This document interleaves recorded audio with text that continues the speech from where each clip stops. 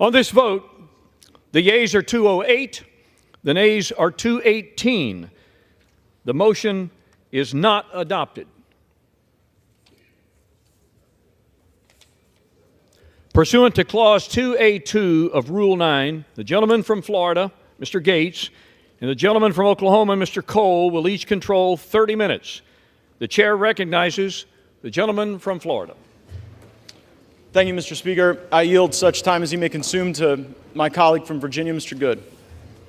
Gentleman from Virginia, Mr. Good, is recognized for such time as he may consume. And before the gentleman speaks, may I remind my colleagues that all parties need to be heard. Would you please clear the well and clear the aisles?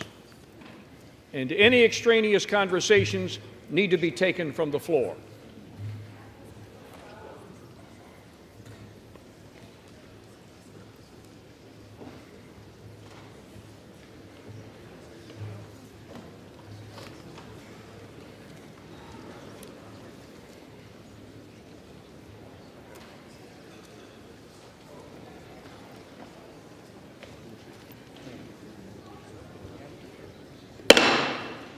Gentleman from Virginia is recognized.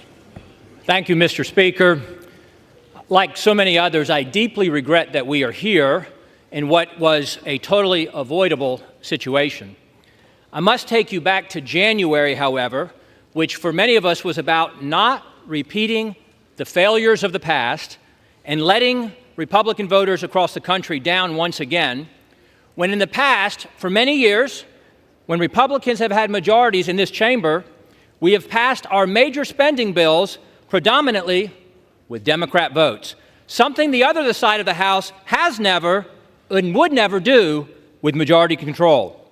Back in January, I expressed my concern that the previous 2 years, during my first term here in this House, we had not used every tool at our disposal to fight against the harmful, radical Democrat agenda that is destroying the country, bankrupting the country, and under which the American people are suffering. But most in here wouldn't know that I helped persuade my 5 colleagues who comprised the remaining resistance in the wee morning hours of January 7 to switch our votes to present to let Mr. McCarthy become Speaker. And I went to him on this very floor to tell him that he was finally going to become Speaker on the next vote. In that moment, it was clear to me that I or we could have asked for anything in exchange for switching our votes to present, but I and we asked for nothing. The very next week, I requested and had a meeting with Speaker McCarthy to tell him he had my full support and that I wanted him to be successful because the country needed him to be successful. In the ensuing months, I helped him narrowly pass the Parents' Bill of Rights and the Limit, Save, Grow bill. I think both of those by just 1 or 2 votes, helping persuade some of my most conservative colleagues to come along despite some of the concerns they had with those bills.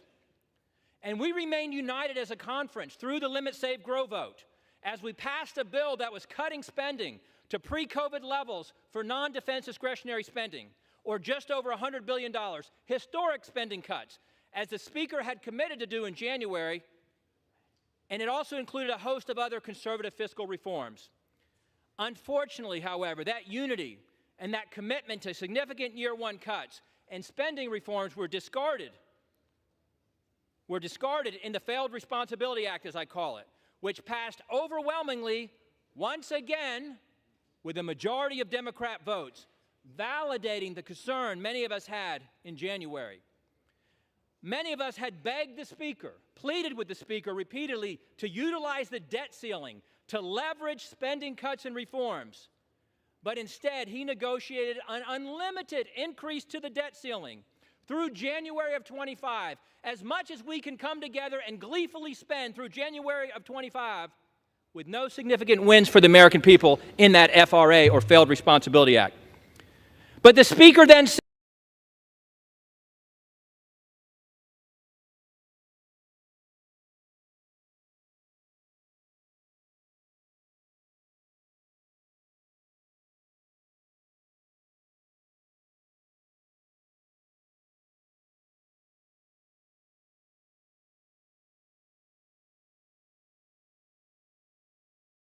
said that we would use appropriations. We would use appropriations to bring the fight and finally reduce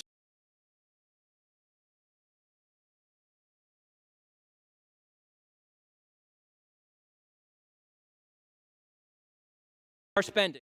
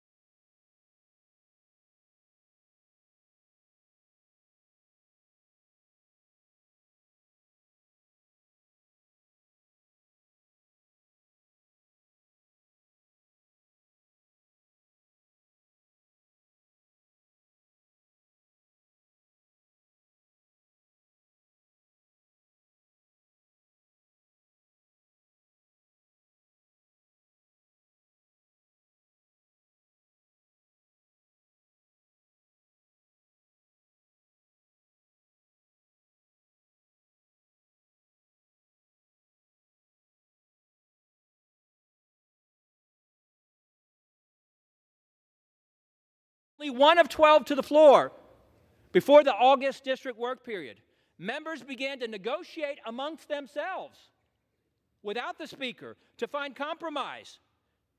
I was among those who reluctantly agreed last month to split the difference between failed responsibilities 1.586 and the limit save grow 1.471. I reluctantly agreed to do that, to go to 1.526 in order to pass our bills on to the Senate.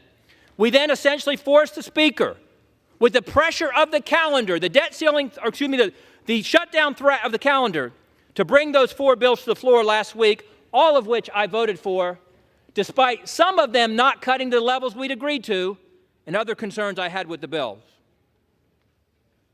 I reluctantly voted for the 30-day conditional CR, or continuing resolution, because it cut an additional $10 billion in the month of October, going back to the pre-COVID 1.471 levels for defense, non-defense discretionary, 30%, and it had border security. I voted for that. However, when that vote failed, the Speaker this past Friday in the Republican conference meeting made it abundantly clear that he was willing to do anything to avoid the temporary discomfort and the pressure of a pause in the 15% of the non-essential federal government operations, which would guarantee that we would lose to the Senate Democrats and the White House. If you're not willing to say no, then you're guaranteed to lose. And that was confirmed with the passage of the unconditional 45-day CR this past Saturday, once again with 209 Democrat votes. The Republican bill, 209 to 1 Democrats, 51 to 0 in the Senate side. The Speaker fought through 15 votes in January to become Speaker, but was only willing to fight through one failed CR before surrendering to the Democrats on Saturday. We need a Speaker who will fight for something, anything, besides just staying or becoming Speaker. If there was ever a time to fight, with $33 trillion in national debt, a $2 trillion deficit this year, 40-year high inflation, 20-year high interest rates, a downgraded credit rating, and for the first time in modern history, the polls showing, despite all the help of the media blaming Republicans in the House, the polls showed that the public was blaming Biden and the Democrats for an imminent shutdown. If not fight now, when would we fight? Now is and was the time. With the Democrats driving the fiscal bus off the cliff at 100 miles an hour, we cannot simply be content to be the party that slows it down to 95 just so we can sit in the front seat and wear the captain's hat. Our current debt and our spending trajectory is unsustainable. We need a Speaker, ideally somebody who doesn't want to be Speaker and hasn't pursued that at all costs for his entire adult life, who will meet the moment and do everything possible to fight for the country. A red line was crossed for me, I regret, on Saturday, and chose regret that I must vote against the motion to table as I did and to vote to vacate the chair. And I yield back. Gentleman from Florida reserves his time. Gentleman from Oklahoma, Mr. Cole. Thank you very much, Mr. Speaker. I share one thing in common with my friend from Virginia. This is a very sad day, and certainly a day I never expected to have to live through.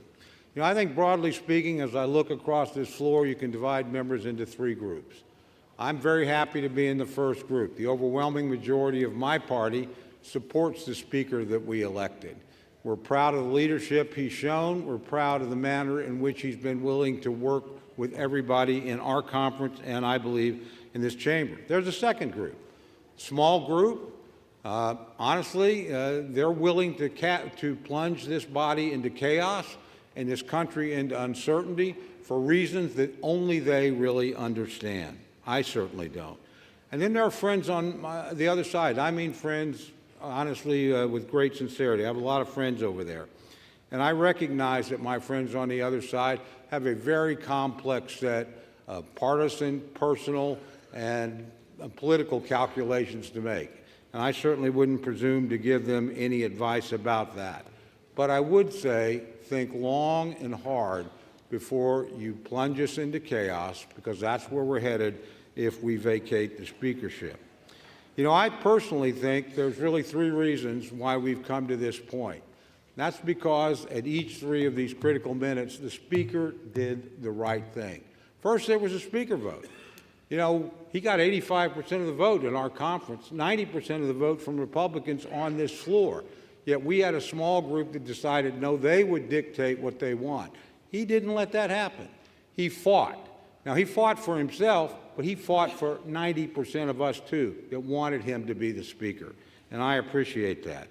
Then, of course, we had the debt ceiling deal. Nobody here thought he could pass a bill. Nobody in America thought he could pass a bill. He did what speakers are supposed to do. He passed the bill. Then he sat down and negotiated with a Democratic Senate and a Democratic president and came back with a good deal, a deal that will limit spending. He did the right thing. Finally, last Saturday on this floor, we were on the verge of a government shutdown that the vast majority of members in this chamber did not want. A substantial majority on my side, an overwhelming majority on the Democrat side. He put his political neck on the line, knowing this day was coming, to do the right thing for the country, without a doubt. My friends and I agree on that, whether or not we agree on the Speaker. He did the right thing. He did the right thing, I think, for this institution. He showed it could function in a time of crisis. And finally, I think he did the right thing for our party. He made sure that we could continue to negotiate and achieve some of the very objectives my friend from Virginia laid out, and achieve them in divided government, which calls for some degree of give and take. So I'm very proud of this Speaker. I'm very proud to stand behind him. Tomorrow morning, whether I win or lose, I'm going to be pretty proud of the people I fought with, and I'm going to be extraordinarily proud of the person I fought for, the Speaker of the House, Kevin McCarthy. And with that, I reserve the balance of my time.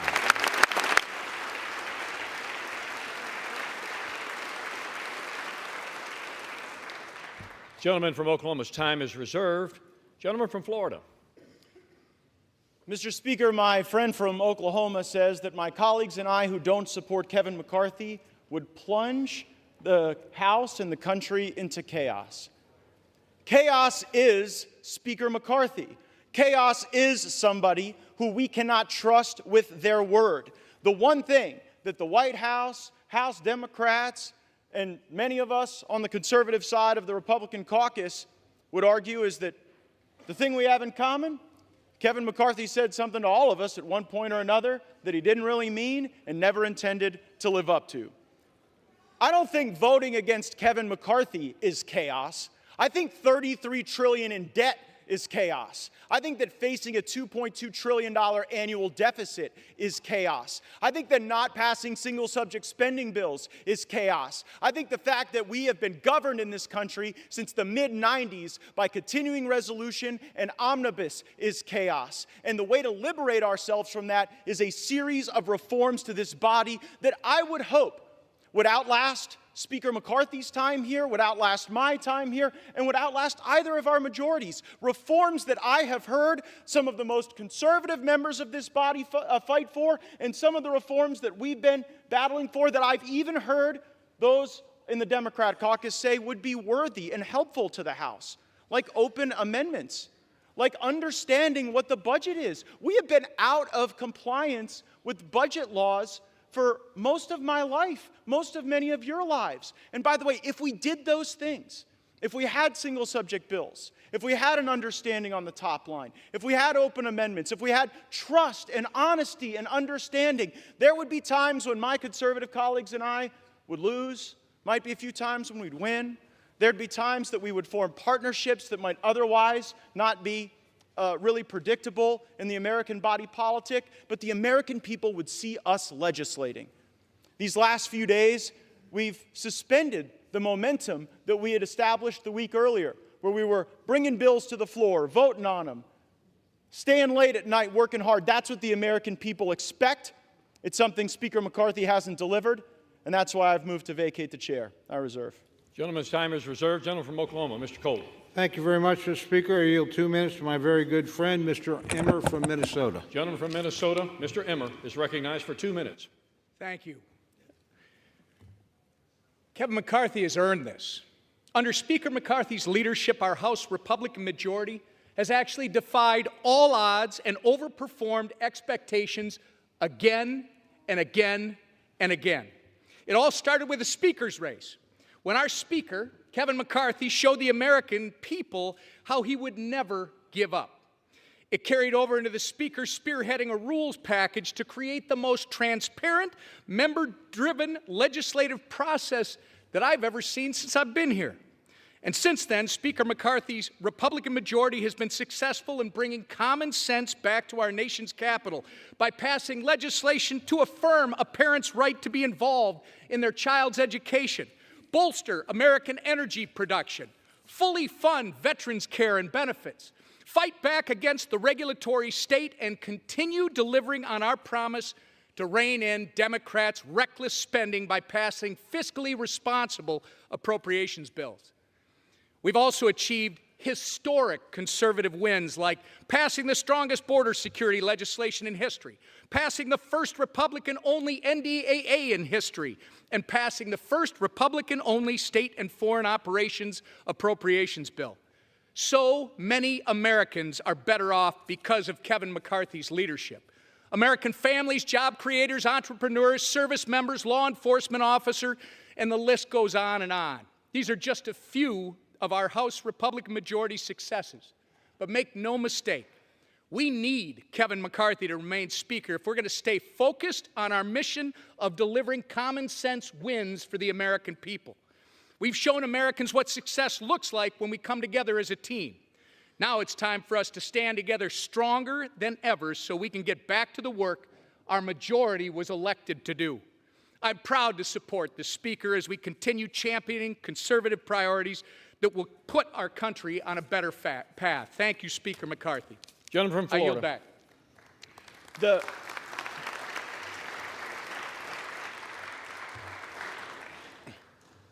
The opening line of my colleague's speech was that Speaker McCarthy always overperforms expectations, but after tweeting "bring it," and after engaging in profane-laced tirades at House conference, he just lost a motion to table. So I wouldn't necessarily consider that overperforming expectations.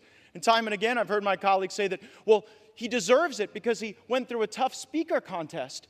Let me let everyone know, he prevailed in that speaker contest because he made an agreement to fulfill certain commitments to make this an open and honest process, and he has failed to meet those commitments, and that's why we are here. I reserve.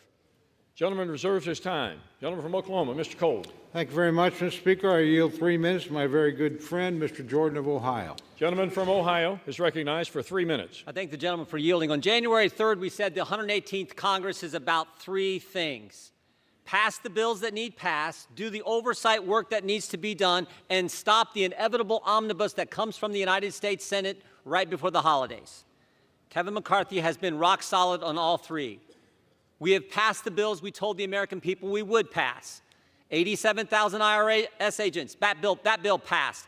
Parents' Bill of Rights, that bill passed. Energy legislation passed. Border security, immigration enforcement legislation, the strongest bill ever to pass the Congress, passed earlier this year. We have done what we told them we were going to do. We can't help it the Senate won't take up those good common sense bills. They'll have to answer to the American people come Election Day. oversight.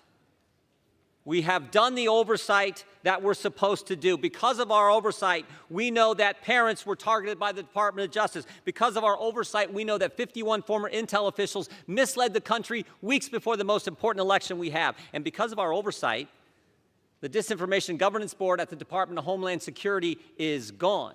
Because of our oversight, the memo attacking pro-life Catholics has been rescinded. Because of our oversight, unannounced visits to Americans' home by the Internal Revenue Service has stopped. That happened under Speaker McCarthy. And on the third one, on this side of it, we know there's a big old ugly bill coming at the end of the year, all kinds of spending, all kinds of garbage in it. We're still in that fight. Frankly, to Matt's point, we don't know how that one's going to shake out. But we do know this. We do know this. On Saturday, we didn't take the Senate's bill. They tried to send over and shove it down our throats on Saturday. We didn't take that bill. And it was a tough position he was in. There were 5 options on the table last week. Option 1 was to send a long-term CR over there that would have leveraged the 1% cut, something a bunch of us voted for, both parties. Couldn't get the votes for that one. Second option was to focus on the one issue the country now is completely focused on, the border issue. We couldn't get the votes for that one either. But when the Senate tried to send us that bill, he said no to it. I think the Speaker has kept his word. I know my colleagues and friends are saying different. I think he has kept his word on those 3 things that we talked about on January 3rd, and frankly, that entire week. He has kept his word. I think we should keep him as Speaker. I yield back.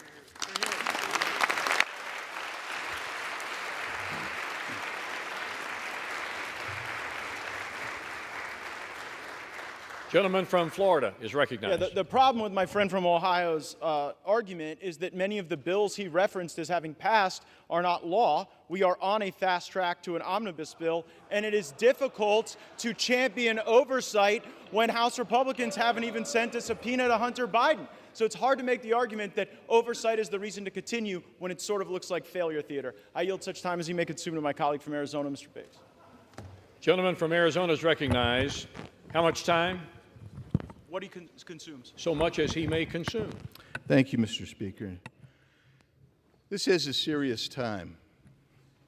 And my mind immediately goes to the young deputy from Cochise County who 2 nights ago, while trying to apprehend a runaway vehicle smuggling humans across the border, suffered major injuries, transported to Pima County, where he's in a Tucson hospital fighting for his life. I'm talking about a border that remains wide open, where drugs come through the Tucson sector, the most gotaways known and unknown of any sector along the border. Terrorists coming in. People conducting criminal conduct coming in, criminal gang members, human smugglers, sex traffickers. They're coming across our border to the tune of hundreds of thousands every month. Now, I appreciate my colleagues and their position, but I would suggest something.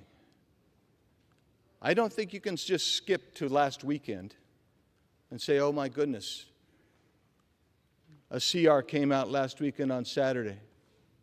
I think we need to go back to January. I'll say this. This body came together on the Republican side, and we passed a good border security piece of legislation, H.R. 2. That's good.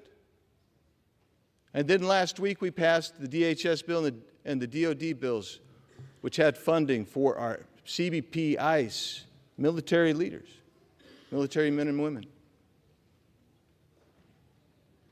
But why were we successful in doing that? What happened to motivate us to get there? Well, for one thing, we didn't bother to pass the 12 appropriations bills as required under the Budget Control and Impounds Law of 1974. We didn't do it. And you know how many times that's not been done? 25 years in a row. And you know how many CRs This body has passed in that same period of time 130. You know what that gets you? A $2 trillion plus structural deficit like we had in fiscal year 23. You know what that leads you to? A $33 trillion national debt, which is where we sit today. Leads you to somewhere north of $700 billion in interest payments. And you know why that happened? Because this body is entrenched in a suboptimal path and refuses to leave it. Refuses to leave that path. You cannot change if you're unwilling to change. We had every opportunity to change. We were promised change. We were promised we were going to go ahead and we were going to get those 12 bills done. And if we got those 12 bills done, do you know why you do 12 bills? Because it allows you to reduce spending, get rid of wasteful, duplicative programs. It allows you to set an agenda to restore fiscal sanity. We chose to not do it again. We were promised we'd do it. That's why at the end, some people said, we'll vote present. We'll go ahead. We're going to put our trust in Mr. McCarthy to become the Speaker. That didn't happen. I suspected that would be the case. That was my struggle. That was my struggle last November and December. I iterated it to this body, our conference anyway.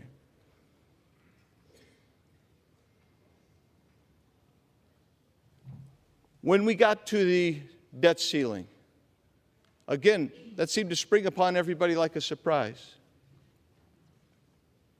And when that happened, I was in there for some of those negotiations on where that number would be. And I was astonished how that $1.5 trillion number was negotiated. Unbelievable. Unbelievable. But I will tell you this. To his credit, the Speaker told us one thing that I believe to be true. He said that that's basically the ante in a poker game. He can sit down at the table. And I told my colleagues who supported that $1.5 trillion in 8 months, that you're willing to raise the debt ceiling, that's the opening marker. And indeed it was. And now projections are many $trillion above that. Yes, I think it's time to make a change. I'm not the only one. And that's it's somber. Thus it is somber. But what have we failed to accomplish? Why didn't we get this stuff done? When we're campaigning, we're talking about an extension of the debt ceiling to January of 2025. We're talking about additional Ukraine funding. Is that going to be, maybe that's good in your districts. Maybe it's not. But that money's not offset. We're not paying for it. We haven't designated how we're going to pay for that. The same with the disaster package.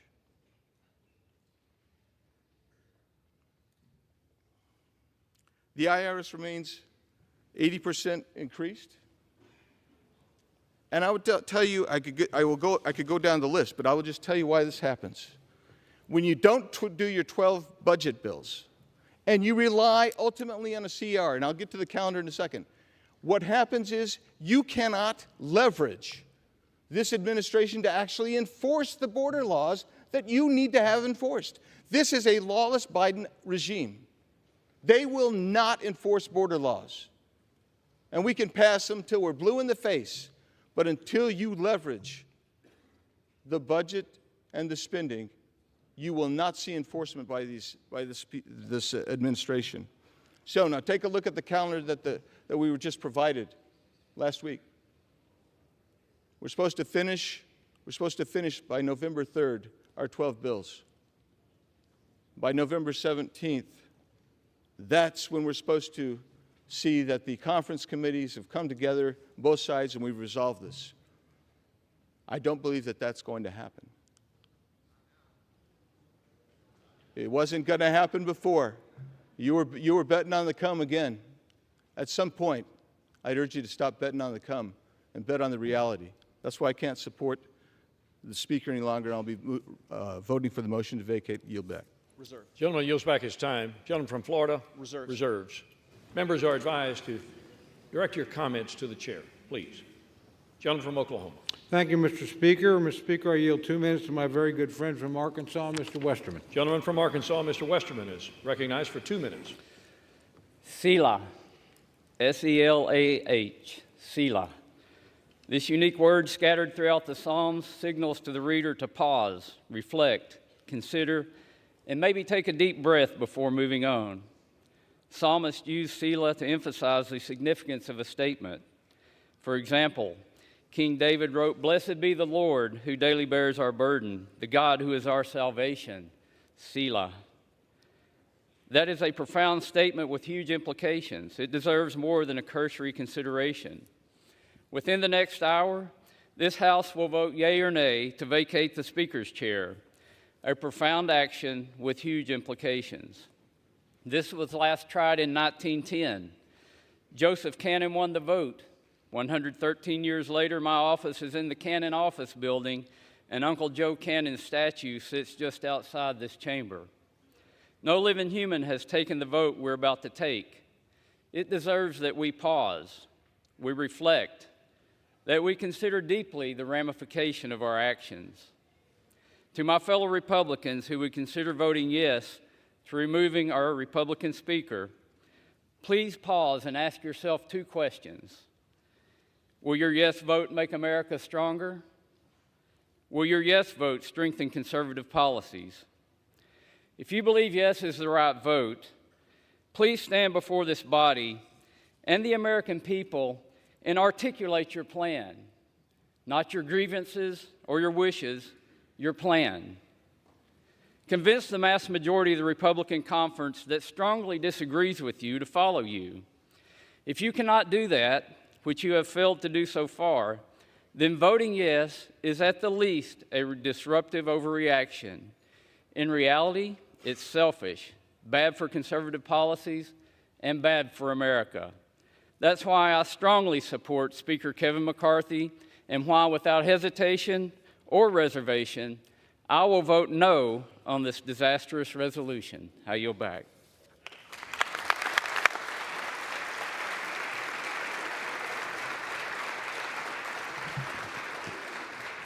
Gentleman from Florida. There's nothing selfish about wanting a Speaker of the House who tells the truth. I reserve. Gentleman reserves his time. Gentleman from Oklahoma, Mr. Cole. Mr. Speaker, I yield 2 minutes to my very good friend from Kentucky and fellow member of the Rules Committee, Mr. Massey. The gentleman from Kentucky, Mr. Massey, is recognized for 2 minutes.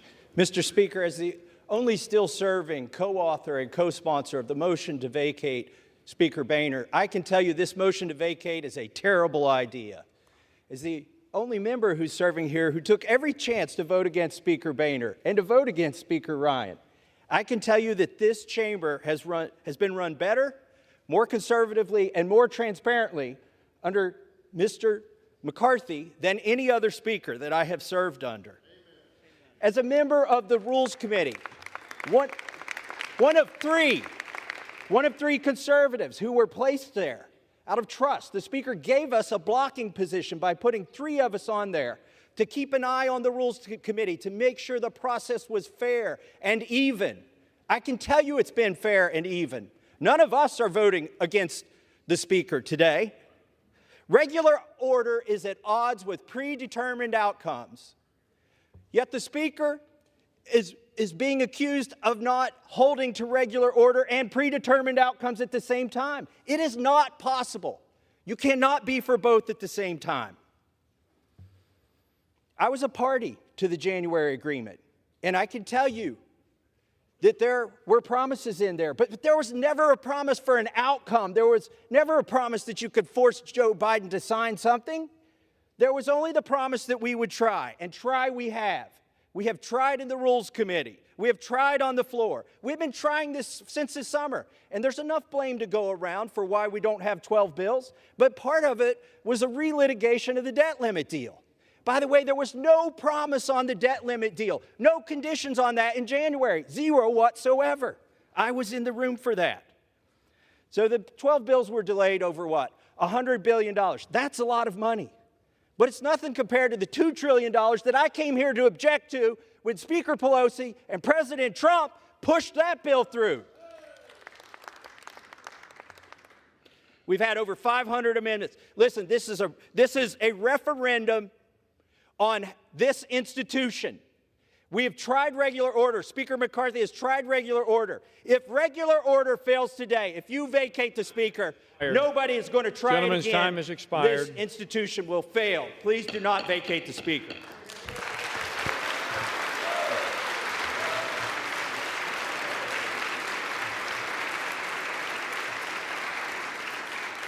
Gentleman from Florida. I reserve. Gentleman from Florida reserves his time. Gentleman from Oklahoma, Mr. Cole. Thank you very much, Mr. Speaker. I yield 2 minutes to my very good friend from California, Mr. McClintock. Gentleman from California, Mr. McClintock, is recognized for 2 minutes. Mr. Speaker, if there was ever a time for sobriety, wisdom, and caution in this House, it is right now. If this motion carries, the House will be paralyzed. We can expect week after week of fruitless ballots while no other business can be conducted. The Democrats will revel in Republican dysfunction, and the public will rightly be repulsed. It'll end when the Democrats are able to enlist a rump caucus of Republicans to join a coalition to end the impasse. This House will shift dramatically to the left and will effectively end Republican House majority that the voters elected in 2022. And this, in turn, will neutralize the only counterweight in our elected government to the woke left's control of the Senate and the White House at a time when their policies are destroying our economy and have opened our borders to invasion.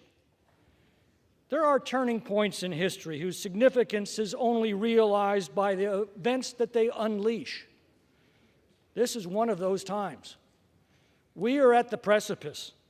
There are only minutes left to come to our senses and realize the grave danger our country is in at this moment. Dear God, grant us the wisdom to see it and to save our country from it.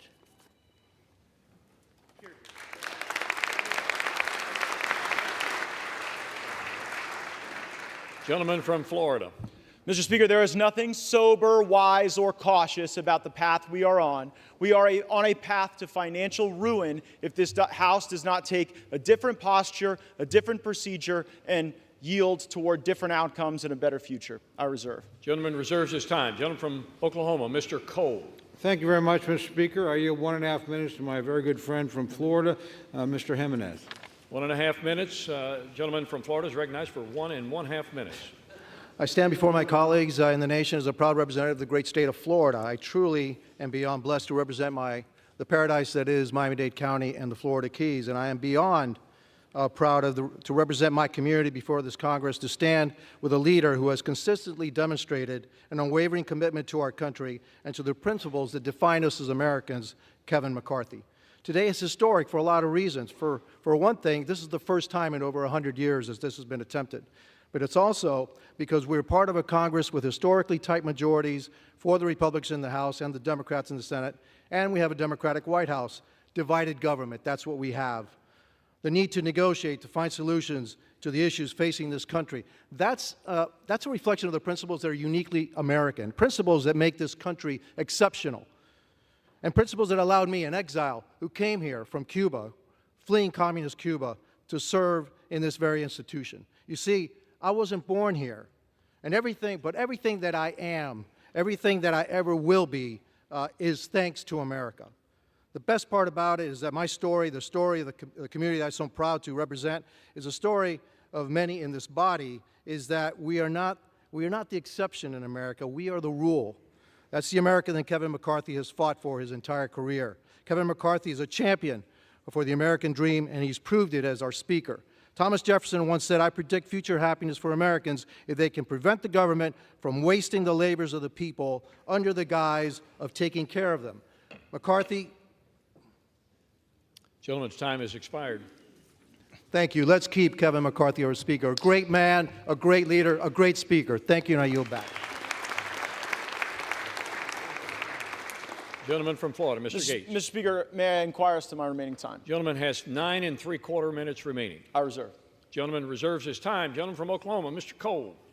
Much, Mr. Speaker. I yield 1.5 minutes to my very good friend from Iowa, the gentlelady, Ms. Henson. The gentlelady from Iowa, Ms. Henson, is recognized for 1.5 minutes. Thank you, Mr. Speaker. I rise today in support of our Speaker, Kevin McCarthy. Let's be very clear here. We would not have a House Republican majority without the relentless efforts of this man, our Speaker. Under his leadership, Joe Biden's policies have had a check and balance. His policies have created a horrific border crisis, 10,000 illegal immigrants a day surging across our border. Under Speaker McCarthy, Republicans have passed legislation to secure our border. Joe Biden has done everything to squash American energy, selling our oil reserves to China. Under Speaker McCarthy, Republicans have passed legislation to unleash American energy dominance. Joe Biden has spent taxpayer dollars like there's no tomorrow. Under Speaker McCarthy, we have returned to passing single-subject appropriations bills and ending the status quo of omnibus spending. One of the most valuable pieces of advice that I received was from Kevin McCarthy when I got here to D.C. He told me to separate the signal from the noise. The noise is those who are causing chaos for their own personal benefit while ignoring the needs of their constituents and this country, grinding our work here to a halt. The signal is the many accomplishments that we've delivered for the American people with Speaker McCarthy at the helm. The signal is the failures coming out of the White House time and time again. The signal is the work that we must do today and going forward to save our country for my kids and yours. My colleagues today here have a choice. Be a chaos agent or get back to work. So I call on my colleagues, let's separate the signal from the noise. Let's support our Speaker, Kevin McCarthy, so we can get back to work for the American people. Thank you, Mr. Speaker. I yield back. Gentleman from Florida, Mr. Gates. Thank you, Mr. Speaker. I think I've caught the signal, too. The signal is for $33 trillion in debt, facing $2.2 trillion annual deficits. And our fellow Americans may be watching, wondering, how does that happen? How does the greatest country in the world have a process so broken that it would be laughed out of the rooms in the halls of the state legislatures where many of us come from? Here's how it works. The law says we're supposed to have the very single-subject spending bills that my colleague referenced in the summer. That we're supposed to have that and move it. But there's a dirty little secret in this town, and that is if you delay, if you hold the bills, if you make multiple contradictory promises, as Speaker McCarthy has done, and you back everybody up against shutdown politics, well, nobody wants to shut the government down. No one cheers for a shutdown. And of course, when people are backed up against shutdown politics, the decision calculus changes. So year after year, decade after decade, we break the law and we do the same thing. We pass a continuing resolution, then we pass another continuing resolution, and then it's either another continuing resolution or an omnibus bill or a series of minibuses that lump these disparate things together. The American people want all of us to take votes on single subject matters. They don't want to see these things all mushed together and log rolled. And it was concerning to me to hear of news of a secret deal on Ukraine funding that would have log rolled more money with Ukraine with our southern border. Now, how offensive is that to our Customs and Border Patrol, to our ICE, to the people that are suffering as a consequence of our border, that some of my colleagues are only willing to stand up and fight for our border if they could send billions to Ukraine to fund their border too? Well, I've had enough of that, and that's why I brought this motion to vacate. I reserve. Gentleman's time is reserved. Gentleman from Oklahoma, Mr. Cole. Thank you very much, Mr. Speaker. I yield 1 minute to our distinguished Majority Leader, my good friend from Louisiana, Mr. Scalise. Gentleman from Louisiana, the Majority Leader, Mr. Scalise, is recognized for 1 minute. Thank you, Mr. Speaker. Thank my friend from Oklahoma for yielding. And when we go back to January, as many people have, we knew that it was going to be a narrow majority. We also knew that it wasn't going to be easy. How many of us came here because we thought this job was going to be easy? How many of us thought the task ahead of us to address the problems of this country was going to be easy? One thing we did know is that if we were going to finally start confronting problems that had been ignored for years and years and years, we had to change the way that this place worked. And one thing Speaker McCarthy embraced from day one is to start making those kind of changes to this institution, opening up the process, allowing members to be more engaged, having amendments come to the floor, single subject bills, doing appropriations bills. Yes, making that happen overnight is not something that happens automatically, but it started to happen, and we are now seeing the fruits of it. Just last week, we had 4 different appropriations bills on this House floor, 4 different ones. Now, those bills took weeks and weeks to finally get to the floor, going through an open committee process, hundreds of amendments, each one of them, where Republicans, Democrats could bring their ideas. And we debated those bills on the floor, some until after midnight, where members could actually participate in the process. This has been a broken process for a long time. But it's a process where if we're going to confront the problems that families are facing, because right now we need to resolve our differences inside this House chamber before we can then go and fight for those families who are struggling. But every single day across America, families are struggling with real problems that we're going to have to get back to solving. And those problems are real for them. It's inflation, it's the economy, it's high energy costs. It's an open southern border that doesn't just affect the border states. It's affecting every state, Republican districts, Democrat districts. Everybody knows it. And it can be ignored by the White House, but this House is the only body that started to take action.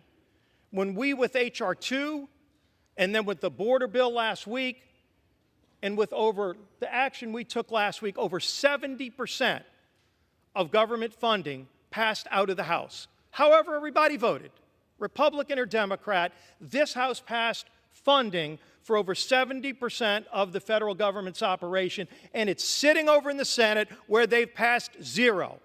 And we're going to beat up each other and talk about our internal processes, and we need to get our internal processes working better. But you know what? So does that other body over there, and so does the White House. Everybody in this town needs to be engaged in addressing these problems. But if we don't start here, and if we don't focus these next 45 days, because that's what we've got in front of us. We've got 2 bills this week. We've got 2 more appropriations bills next week. And if we're going to be confronting those, we've got to stay focused on our mission. What the other side does, let's continue to put pressure on them. But we also need to put pressure on ourselves to do our job. And Speaker McCarthy's been leading at the top of the level to make sure that we have the tools to do our jobs in a different way than the House has done it before. This House is going to have to continue to make those changes. But the American people sent us here to confront those problems. We're finally starting to. This isn't the time to slow that process down. We need to keep doing our work. We need to keep fighting for those families who are struggling. But so does the Senate, and so does the White House as well. Let's keep doing this work that we were sent here to do. I yield back.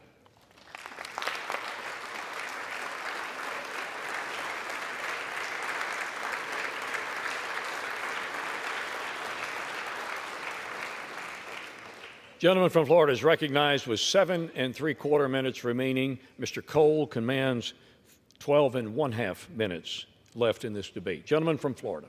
I agree with everything that the majority leader said in those remarks, except one thing. It is astonishing to hear any colleague give Speaker McCarthy credit for moving on to the single subject appropriations bills. As you heard my colleague, Mr. Biggs, say, that was never the plan from Speaker McCarthy. The week before we moved on to those single subject appropriations bills, the plan was another CR.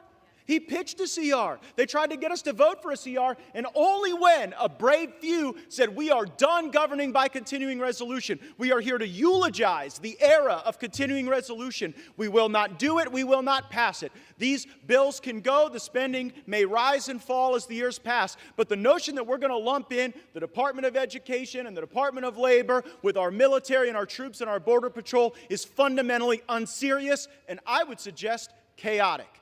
We cannot do that. It was only because we forced that to happen. And by the way, if we continue with Speaker McCarthy, the appropriations process will go right back to what he wanted it to go back to. Just a sideshow, just a puppet show, just something to keep the hamsters on the hamster wheel as they continue to back people up against a calendar, centralized power with the lobbyists and special interests that move all kind of money through the leadership, and then that's how they get their way, and that's why the American people have been getting screwed decade after decade, and I'm not going to tolerate it anymore without a fight. I reserve. Gentleman's time is reserved. Gentleman from Oklahoma, Mr. Cole. Thank you very much, Mr. Speaker. I yield 2 minutes to my very good friend, fellow member of the Appropriations Committee, Mr. Garcia of California. Gentleman from California, Mr. Garcia is recognized for 2 minutes. Mr. Speaker, I want to recalibrate our minds on what is actually happening here today. This proceeding looks important, it feels consequential, but let's look at what else is happening across America. Today, about 300 Americans will die from fentanyl poisoning. Today, about 11,000 people will illegally penetrate our borders. Today's debt is approaching $34 trillion. Today's mortgage rates just hit a 25-year high, now approaching 8%. Our energy prices are again at back-breaking highs with gas approaching $8 a gallon in my district. Today, China and the CCP grow stronger with an intent to go to war by 2027, and our military is experiencing record low retention and record low recruitment. This is the reality of today for 335 million Americans under President Joe Biden. It's a dark and scary reality. This Republican majority here today in the House is the only firewall against the damaging far-left policies of the Biden administration. The single-subject appropriation bills that we were supposed to be voting on this week will literally fight to reverse the darkness of these realities and fight inflation, cut spending, secure our border while enhancing our nation's security and investing in our soldiers at a meaningful level. But today, this body filled with people in fancy suits, led by a few Republicans who are running with scissors and supported by Democrats, who have personal issues with the Speaker, have uncertain intentions and even more uncertain goals, and they've decided to make today about drama, not about solving problems and helping our constituents, but about drama. We need to be the no-drama option for America, this party, this majority, and I fear that this self-inflicted drama of today jeopardizes our majority and by definition removes the last layer of defense protecting America from this Biden administration. Let's dispense with the drama, do our jobs, and move on with defending this beautiful country. I yield back.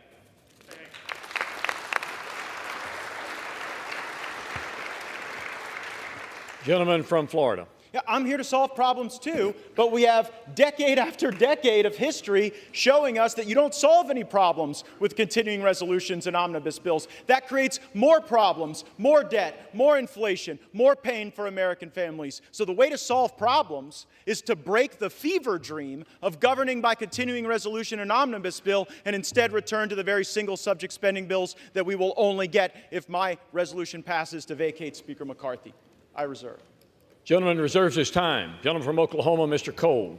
Thank you very much, Mr. Speaker. I yield 2 minutes to my very good friend from North Carolina, Mr. McHenry.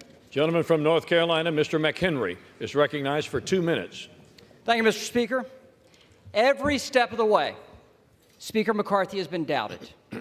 After the first Speaker vote, he was mocked, right? And after 15, they called him Speaker. And even then, it was the media and the left that mocked him. With the narrowest Republican majority in a generation, what did we achieve? We brought the president to the table when he stubbornly said for 100 days they would not negotiate on the debt ceiling. I took him at his word. The Speaker said, no, we'll get him to the table. And sure enough, we did. The result?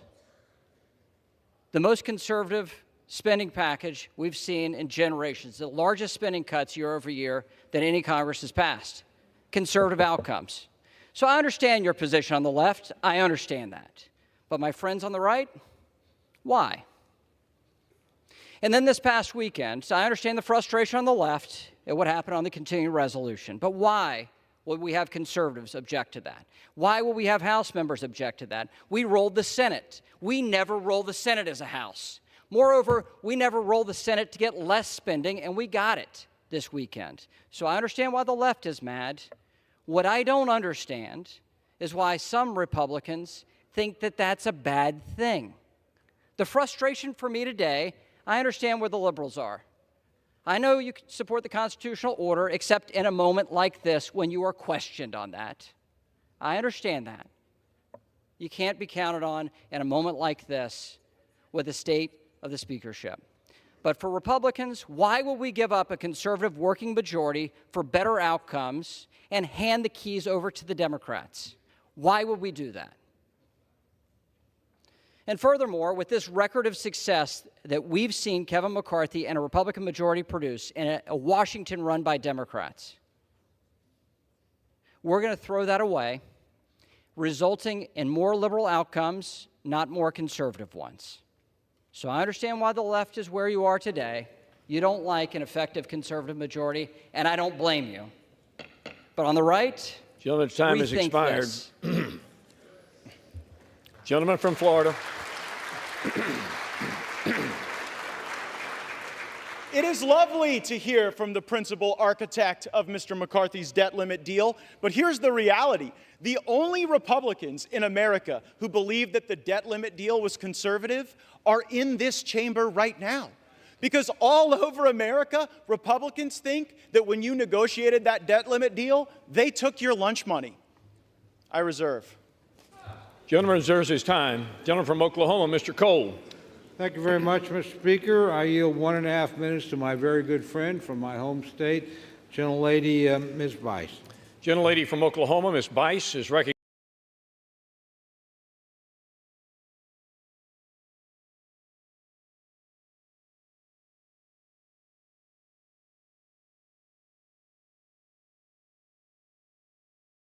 For 1.5 minutes. Thank you, Mr. Speaker. I rise today in support of Speaker Kevin McCarthy. Under his leadership and a very small 5-seat majority, House Republicans have achieved, contrary to popular belief, new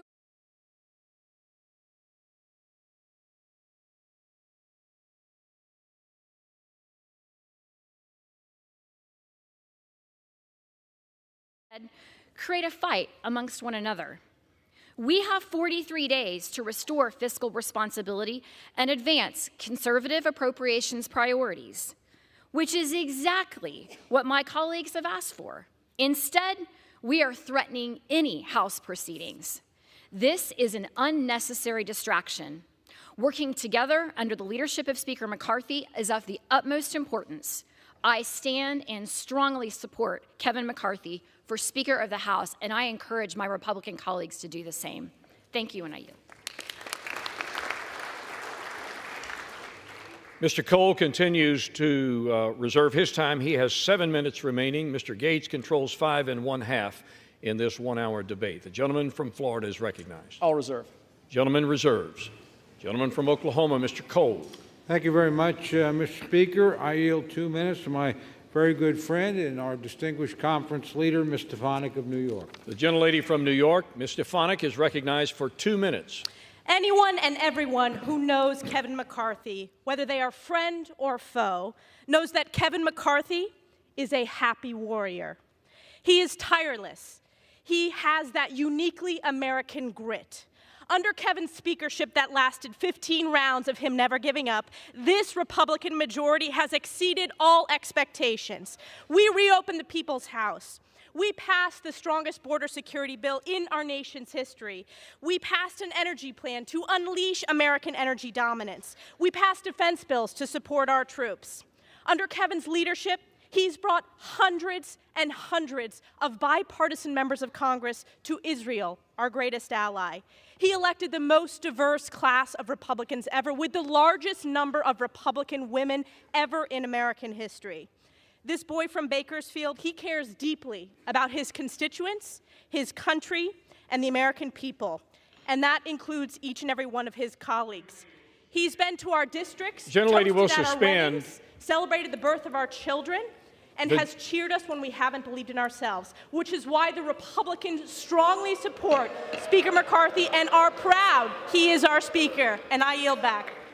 Gentlelady, it was not the intent to cut the gentlelady off, except that we have too much chatter going on in the House chamber. Every member deserves to be heard. So if you have private conversations you need to have, please take them from the floor.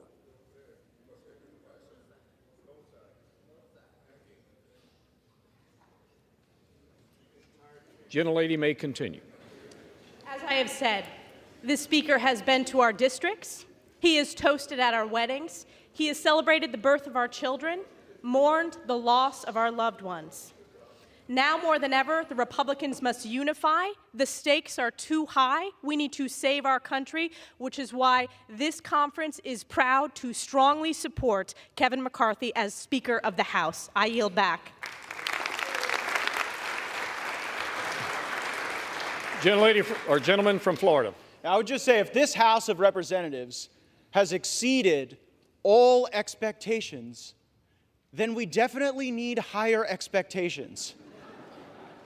And while it's heartwarming and kind that the Speaker calls people on their birthday and visits their district and congratulates them on their children, please know this isn't a critique of the individual, it's a critique of the job. The job hasn't been done. We've had multiple contradictory promises, and it's just quite something. For those of you keeping track at home, the last 3 speakers you've heard opposing my resolution all voted for the debt deal. So, if you believe that the debt limit deal that Speaker McCarthy brought into law was a good thing, maybe you agree with their perspective. I think the debt limit deal was a terrible deal, and that's one of the reasons. It really was the original sin of the McCarthy speakership, and it's one of the reasons I seek to vacate the chair now. I reserve. Gentleman, time is reserved. Gentleman from Oklahoma, Mr. Cole. Thank you very much, Mr. Speaker. I yield 2 minutes to my very good friend from the great state of Louisiana, Mr. Graves. Gentleman from Louisiana, Mr. Graves, is recognized for 2 minutes. Thank you, Mr. Speaker. I want to thank the gentleman from Oklahoma for yielding. Mr. Speaker, we've been here for 8 months with one of the tightest majorities in modern history. Yet look at the accomplishments of this majority, this conservative majority, with the majority of Republicans voting for the strongest border security in my lifetime, fighting against this incomprehensible energy policy that's driving up energy costs 40%, utility and gasoline payments, pushing Americans into energy poverty. We passed legislation to unleash America's energy resources, pushing back this administration's brainless policies on energy. We've passed legislation to pull back, to stop spending $4.8 trillion that I want to make note. My friends that are carrying this motion to vacate opposed. We've passed legislation to streamline regulations, permitting, environmental laws for the first time in 40 years. Again, my friends here opposed. We strengthened work requirements for welfare to get people back into the workforce. Again, my friends over here opposed. I keep wondering, what is going on? Are we redefining what conservative is? What's going on in this country today? What's going on in this body? Where you have Freedom Works, Heritage, Chip Roy, and Jim Jordan say something's conservative, and these folks say it's not, and they're right. And all of a sudden, my phone keeps sending text messages. Text messages saying, hey, give me money. Oh, look at that. Oh, look, give me money. I filed the motion to vacate. Using official actions to raise money. It's disgusting. It's what's disgusting about Washington. Mr. Speaker, we've watched as these folks right here that have brought up this motion to vacate have refused to pay our military service members, refused to pay them. I want to quote my delegation member, my senator from Louisiana, John Kennedy. If we're not going to pay our service members, if they're not going to be there to protect us, next time someone invades America, call a crackhead and let me know how that works out for you. Yield the gentleman another 30 seconds. Gentleman is recognized for an additional 30 seconds. Mr. Speaker, I've heard people talk about bad faith here. I've heard them make reference to this January agreement. My friends from Arizona, Virginia, and Florida. Let me be crystal clear. Not a single one of them were in the room. You know what? The Speaker didn't meet the targets of that January agreement. He exceeded them. The greatest savings in American history. The greatest savings in American history. Mr. Speaker, this isn't about fundraising. This is about our country. It's about our children and our grandchildren. We need to stand behind the slimmest 30 majority. seconds. We need to stand behind the greatest speaker in modern history that has delivered the best conservative wins for this country. I yield back.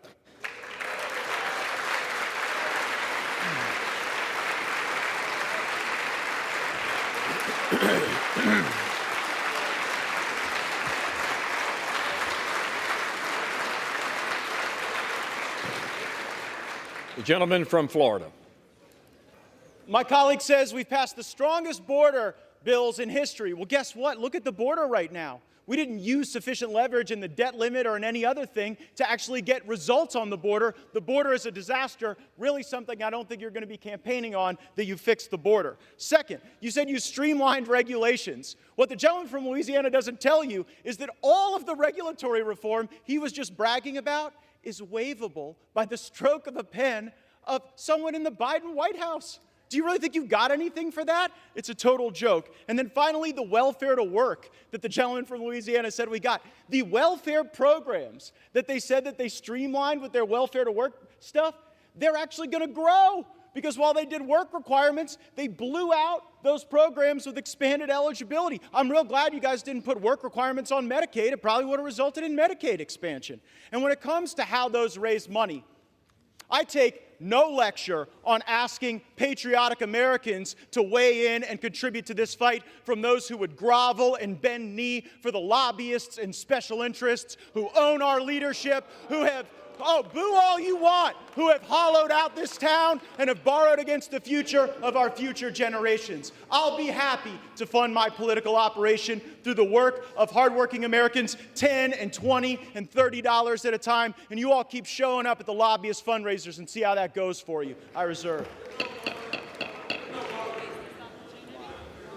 Once again, the chair would admonish those speaking from the floor to direct their comments to the chair.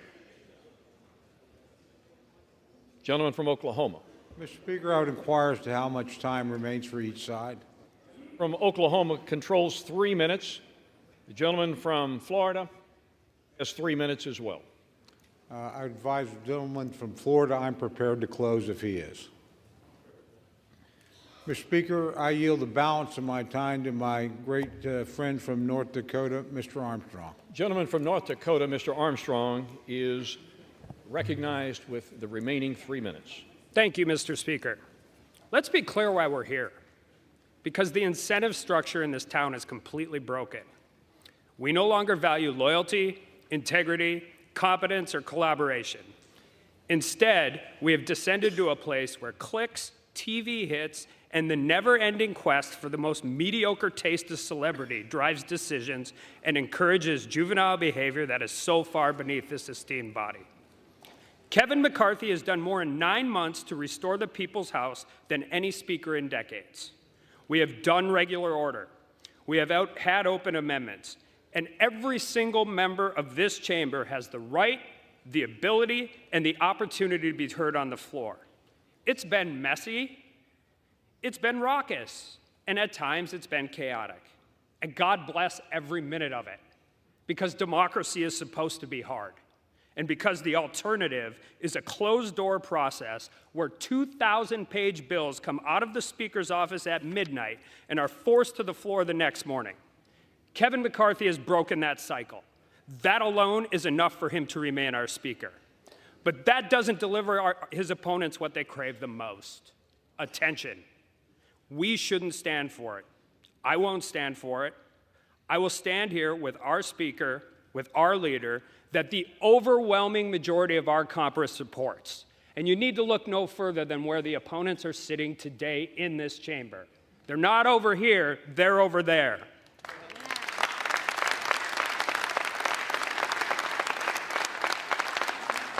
So we're going to face these challenges together, and I say bring whatever comes next, because we believe in the job you have done, Mr. Speaker.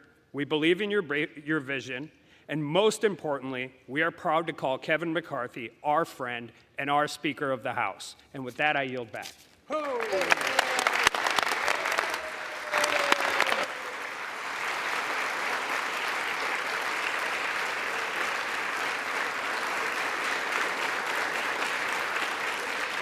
Gentleman yields back his time. The gentleman from Florida is recognized with 3 minutes remaining. To be clear, I tried to get one of the 3 podiums on the Republican side, and y'all wouldn't let me have them, so you sent me over here.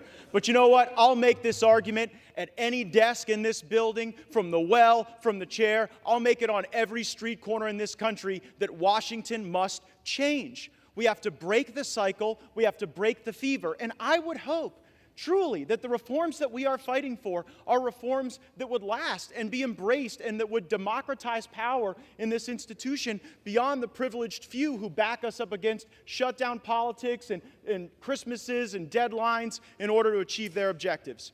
Mr. Speaker, high inflation is on the verge of bankrupting American families. Our economy is breaking in half. A typical American family can't afford to buy a house in 99% of U.S. counties. Inflation is stealing more than $700 a month from working Americans, nearly $9,000 a year. Kevin McCarthy is the Speaker of the House of Representatives, and he has failed to take a stand where it matters. So if he won't, I will. I make no apologies for defending the right of every hardworking American to afford a decent life for themselves and their families, and we have a greater opportunity to do that and to build coalitions under new leadership. We have to rip off the Band-Aid. We have to get back on a better course. And Mr. Speaker, I don't know how this vote's going to go. Usually when a vote comes to this floor, it's pretty predetermined. And this one, I'm not so sure. But I am sure that we've made the right argument, that this place deserves single-subject spending bills, that we should have 72 hours to read a bill, that something that spends more than $100 million shouldn't be put on the suspension agenda such that we can't amend it, and there shouldn't be secret side deals made on a continuing resolution to lump Ukraine in with border security. That is not right for Ukraine or border security because it fails to give either of those issues the dignity that they would require. But we can return that dignity to this House. We can get back on a better path. We can have single-subject appropriations bills. We can set a budget top line. We haven't had a budget in this place since I was in high school. So let's get a budget. Let's get our act together. Let's get on with it. Let's vacate the chair, and let's get a better speaker. I yield back. Gentleman yields back his time. All time for debate has expired. Without objection, the previous question is ordered on the resolution. The question is on adoption of the resolution. Those in favor say aye. Aye. Those opposed, no. No.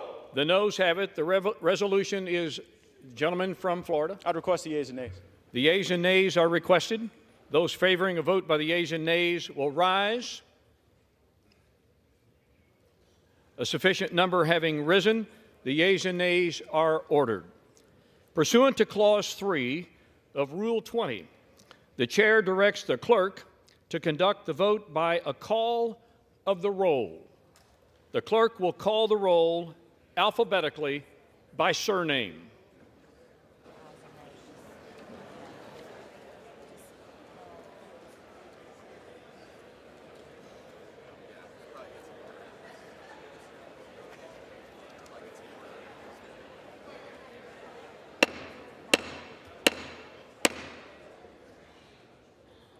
The House will be in order.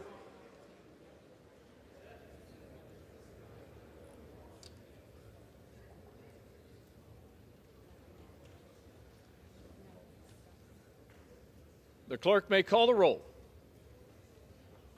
Adams. Yay.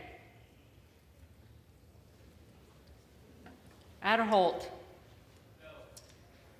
Nay. Aguilar. Yay. Alford. Nay. Allen. Nay. Allred. Yay.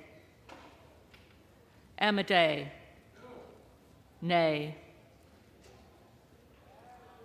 Armstrong. No. Arrington. Nay. Auchincloss. Yay. Babin. Nay. Bacon. Nay. Baird. Nay. Balderson. Nay. Ballant. Yay. Banks. Banks. Barr. Nay. Barragan.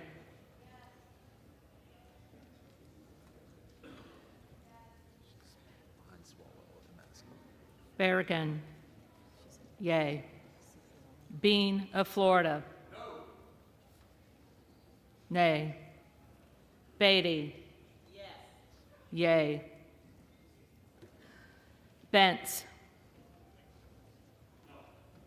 Nay. Barra. Yay. Bergman. Nay. Beyer. Yay. Bice. Nay. Biggs. Yay. Bilirakis. Nay. Bishop of Georgia. Yay. Bishop of North Carolina. Yay. Nay. Blumenauer. Yay. Blunt Rochester. Yay. Boebert. Nay. Bonamici.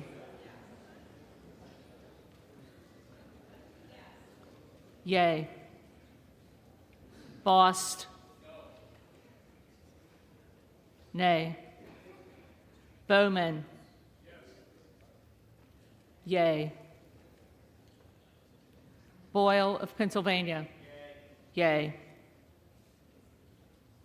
Burkeen. Nay.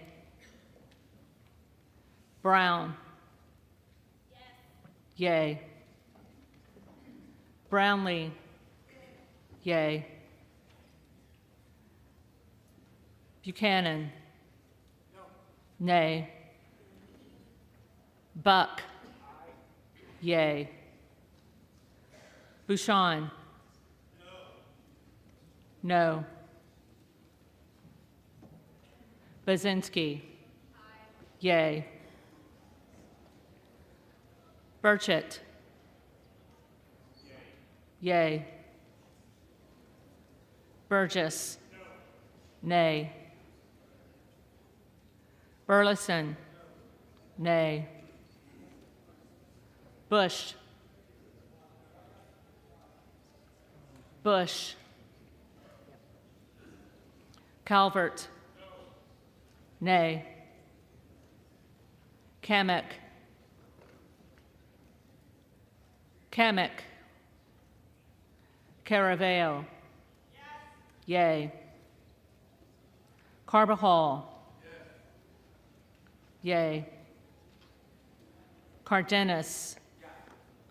Yay. Carey. Nay. Carl. Nay. Carson. Yay. Carter of Georgia. Nay. Carter of Louisiana. Yay. Carter of Texas. Carter of Texas. Cartwright. Yay. Kassar. Yay.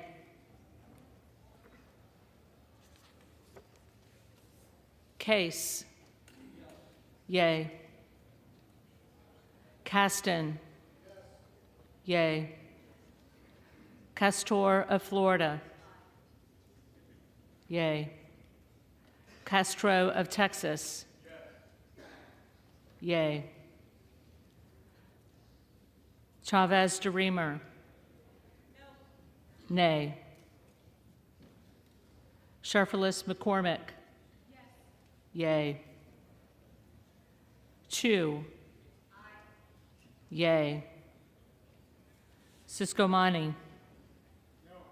Nay. Clark of Massachusetts. Yay. Clark of New York. Yay. Cleaver. Yay. Klein. Nay. Cloud. Nay. Clyburn. Yay. Clyde. Nay. Cohen. Yay. Cole. Nay. Collins. Nay. Comer. Nay. Connolly. Yay. Correa. Yay. Costa. Yay. Courtney. Yay. Craig. Yay. Crane. Yay. Crawford. Nay. Crenshaw. Nay. Crockett. Yay. Crow. Yay. Cuellar. Yay. Curtis.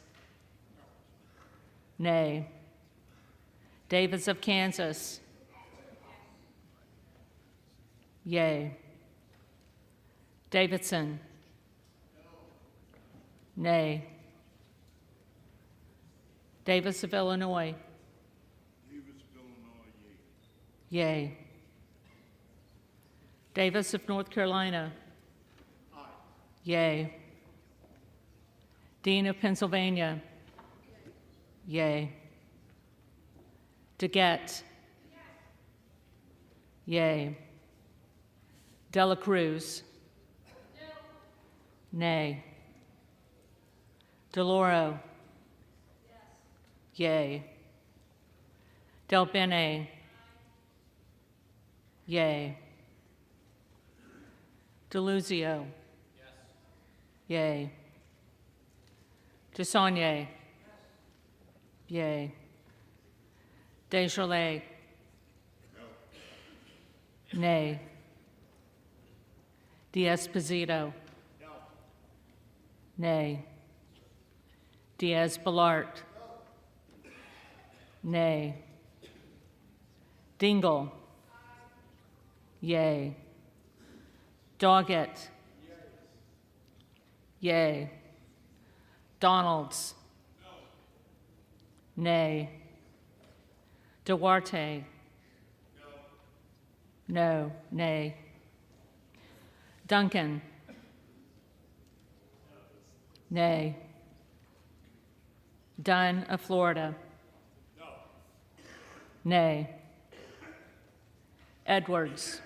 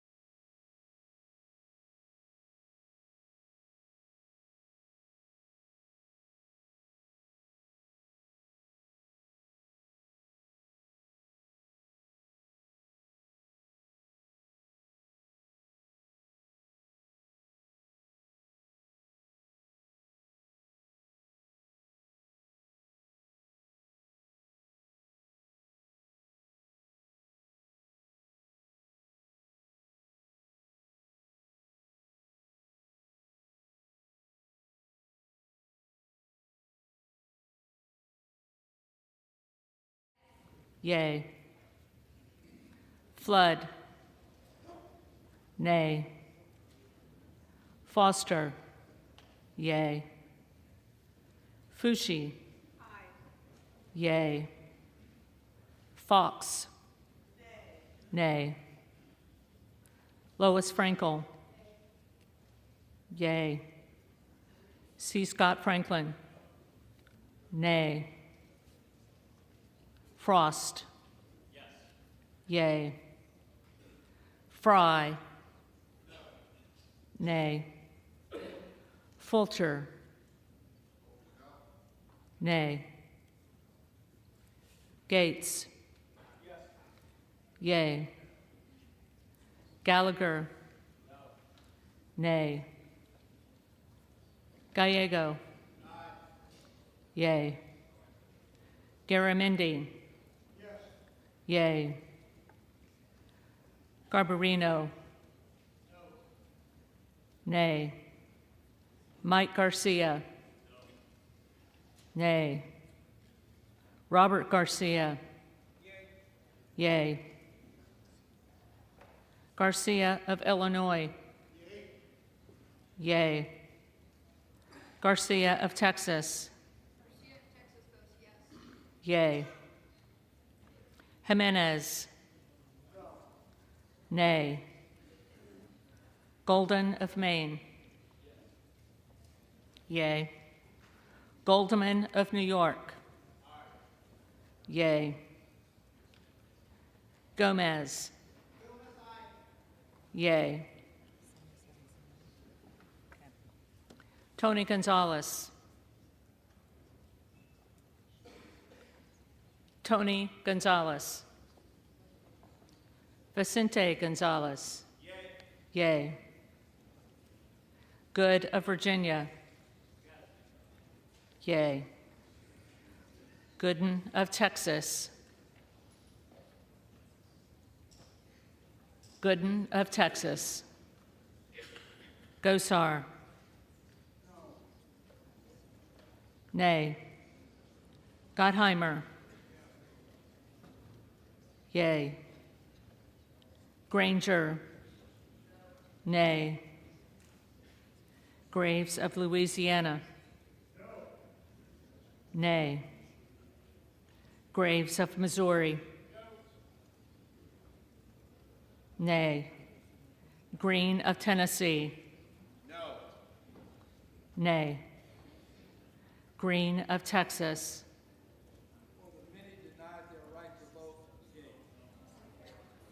Yay. Green of Georgia. Nay. Griffith. Nay. Grijalva. Yay. Grothman. Nay. Guest. Nay. Guthrie. Nay. Hageman. No. Harder of California. Yay. Harris. Nay. Harshbarger. Nay. Hayes. Yay. Hearn. Nay. Higgins of Louisiana. Nay. Higgins of New York. Yay. Hill. Nay. Himes. Yay. Henson. Nay. Horsford. Yay. Houchin. Nay. Houlihan. Yay. Hoyer. Hoyer. Yay. Hoyle of Oregon. Yay. Hudson. Nay. Huffman. Yay. Huizinga. Nay. Hunt. Hunt. Nay. Isa. Nay. Ivy. Yay. Jackson of Illinois. Yay. Jackson of North Carolina. Yay. Jackson of Texas. Nay. Jackson Lee. Yay. Jacobs. Yay. James. Nay.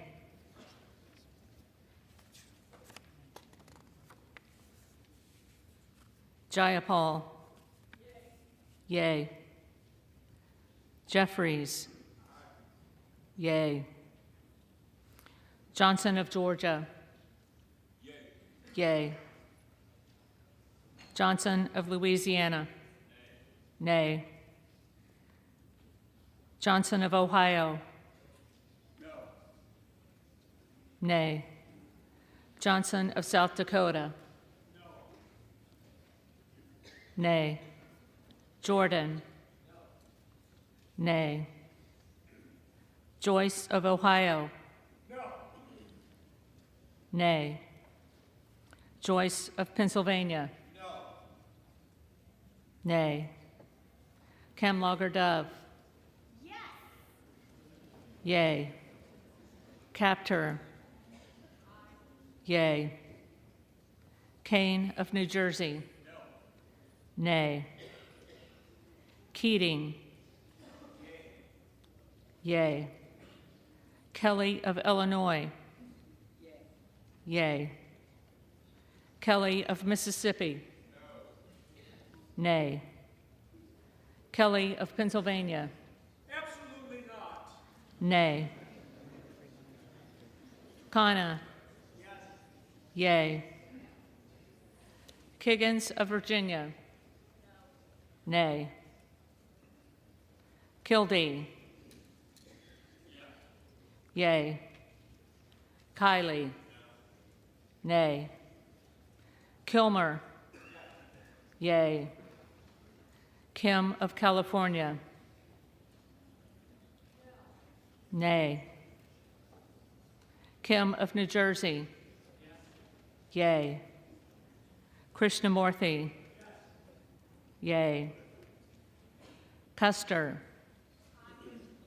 Yay. Kustoff. Nay. LaHood. Nay. LaLota. Nay. LaMalfa.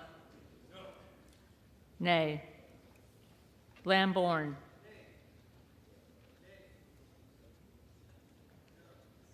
Lamborn, nay.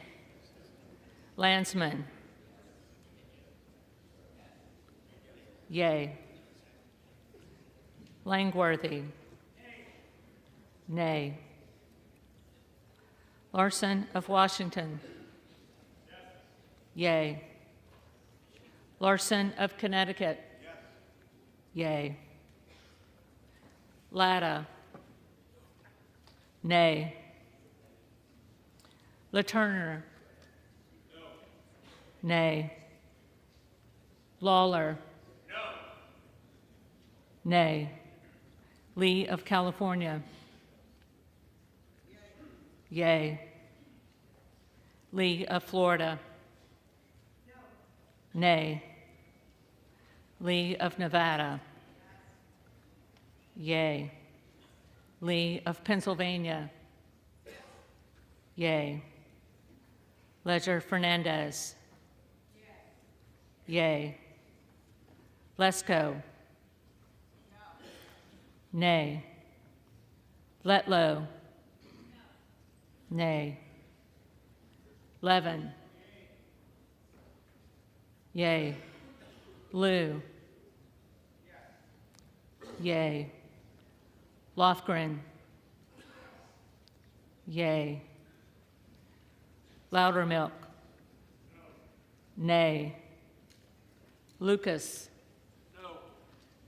Nay. Lutkemeyer. No. Nay. Luna. Luna. Luttrell. Nay. Lynch. Yes. Yay. Mace. Yay. Magaziner. Yay. Maliotakis. Nay. Man. Nay. Manning. Yay. Massey. Nay. Mast. Nay. Matsui. Yay.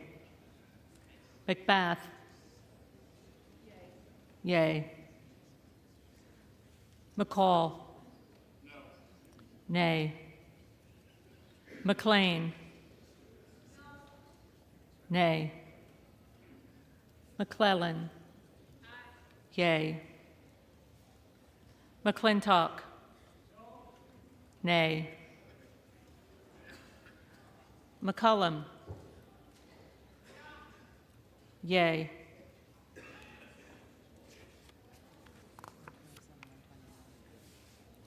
McCormick.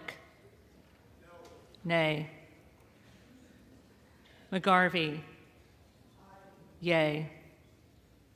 McGovern. Yay. McHenry. No. Nay. Meeks. Aye. Yay. Menendez. Yes. Yay. Ming. Yes. Yay. Muser. No. Nay. Mfume. Aye. Yay. Miller of Illinois. Nay. Miller of Ohio. No. Nay. Miller of West Virginia. Nay. Miller Meeks. Nay. Mills.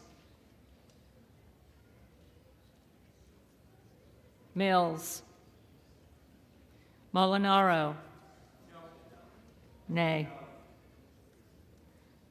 Molinar. Nay. Mooney. Nay.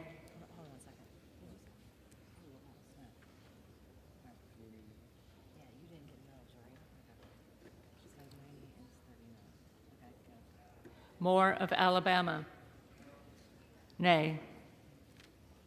Moore of Utah. Nay. Moore of Wisconsin. Yay. Moran. Nay. Morelli. Yay. Moskowitz. Yay. Moulton. Yay. Mervan. Yay. Mullen. Yay. Murphy. Nay. Nadler. Yay. Napolitano. Yay. Neal. Yay. Nagoose. Yay. Nels. Nay. Newhouse. No. Nay.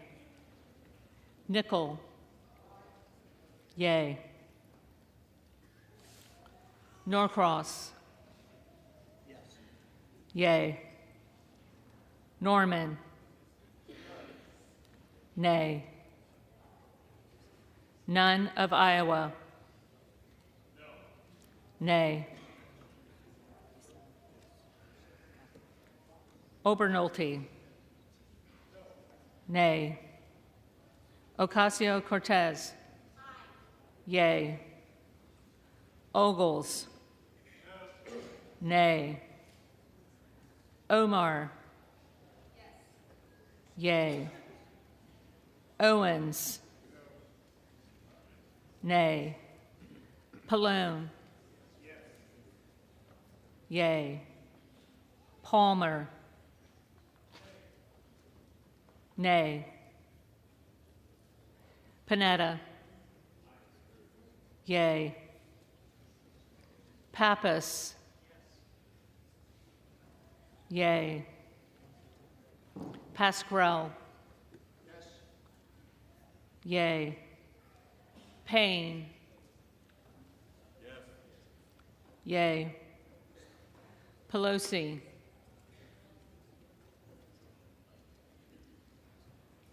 Pelosi. Peltola. Peltola. Pence. No. Nay. Perez. Yes. Yay. Perry. Nay. Peters. Yay. Pedersen. Yay. Pfluger. No. Nay. Phillips. Yay. Pingree. Yes. Yay. Pocan. Yes. Yay. Porter. Yes. Yay. Posey. No. Nay. Presley. Yay. Quigley. Yay. Ramirez. Yes. Yay. Raskin. Aye. Yay. Reschenthaler. No. Nay. Rogers of Washington. No. Nay. Rogers of Alabama. No. Nay. Rogers of Kentucky. No. Nay. Rose. No. Nay. Rosendale. Aye. Yay. Ross. Yay. Yay. Rouser. No. Nay. Roy. Nay. Ruiz. Yay. Rupersberger. Yay. Rutherford. No. Nay. Ryan. Yay. Salazar. Nay. Salinas. Yay. Sanchez. Yay. Santos. No. Nay. Sarbanes. Yay. Scalise. No. Nay. Scanlon. Yay. Schakowsky. Yes. Yay. Schiff. Yes. Yay. Snyder. Yes. Yay. Skolton. Yay. Schreier. Yay. Schweikert. Nay. Austin Scott. Nay. David Scott. Yay. Scott of Virginia. Yay. Self. Nay. Sessions. Nay. Sewell. Yay. Sherman. Yay. Sherrill. Yay. Simpson. Nay. Slotkin. Yay. Smith of Missouri.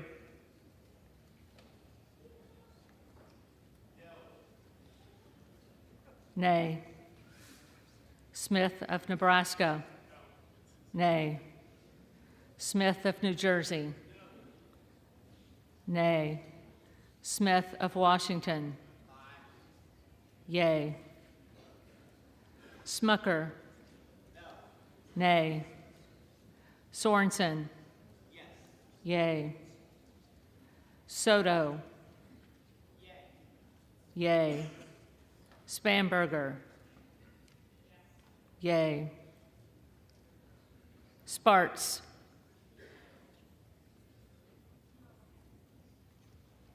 Nay. Stansberry.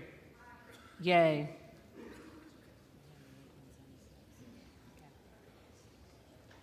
Stanton. Yay.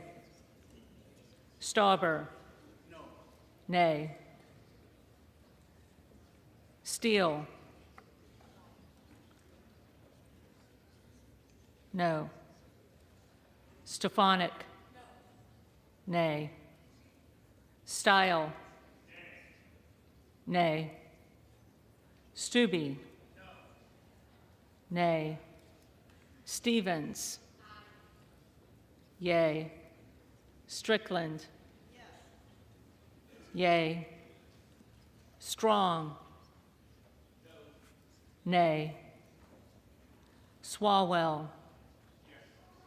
Yay. Sykes. Sykes. Takano. Yay. Tenney. Nay. Tanadar. Yay. Thompson of California. Yay. Thompson of Mississippi. Yay. Thompson of Pennsylvania. Nay. Tiffany. Nay. Timmons. Nay. Titus. Yay. Talib. Yay. Takuda. Yay.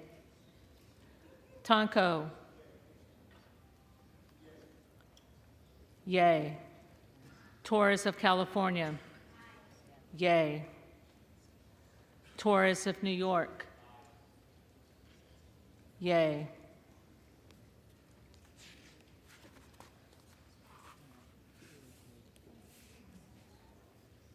Trahan. Yay. Trone. Yay. Turner. Nay. Underwood. Yay. Valadeo. Nay.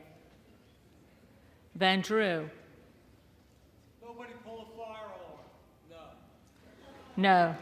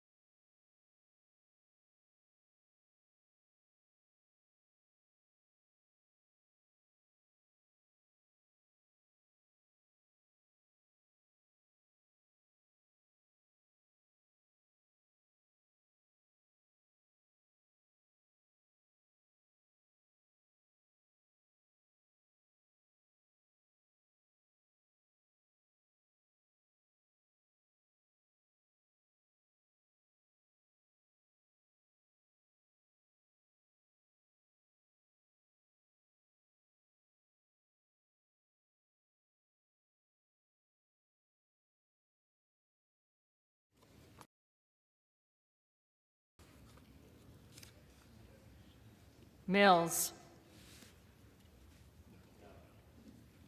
Nay.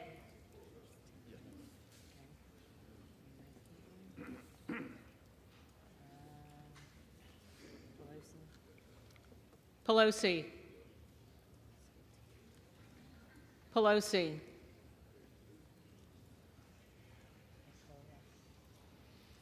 Peltola. Peltola.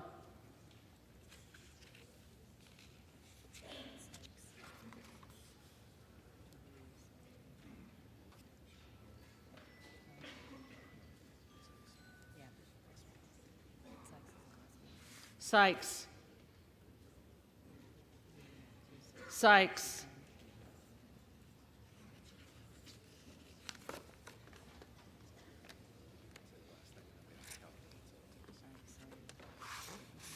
Are there other members in this body who have not been recorded or who wish to change their vote?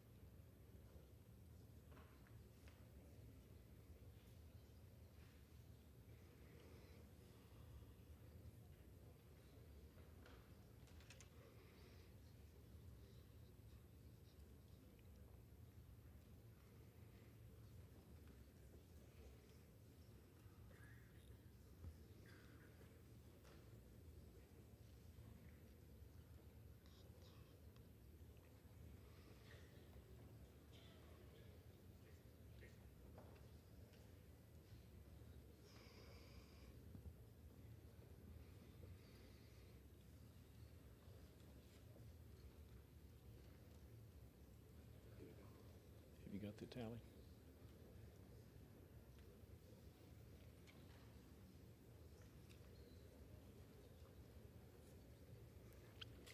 On this vote, the yeas are 216, the nays are 210. The resolution is adopted. Without objection, the motion to reconsider is laid on the table. The office of Speaker of the House of the United States House of Representatives is hereby declared vacant.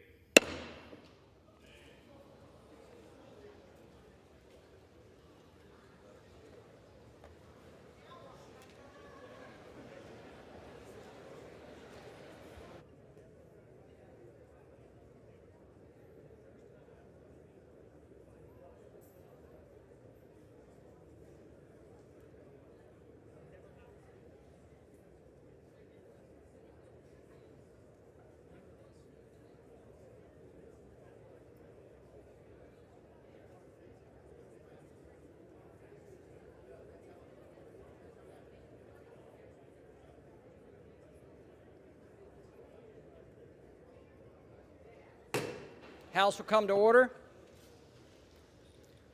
The chair lays before the House a communication. The Honorable the Speaker, House of Representatives, sir. This is to notify you that the first name on the letter received by the clerk pursuant to Clause 8B, 3B of Rule 1 is the Honorable Patrick T. McHenry of North Carolina. Signed sincerely, Kevin F. McCumber, Acting Clerk. Pursuant to Clause 8B3 of Rule 1, I will now act as Speaker pro tem.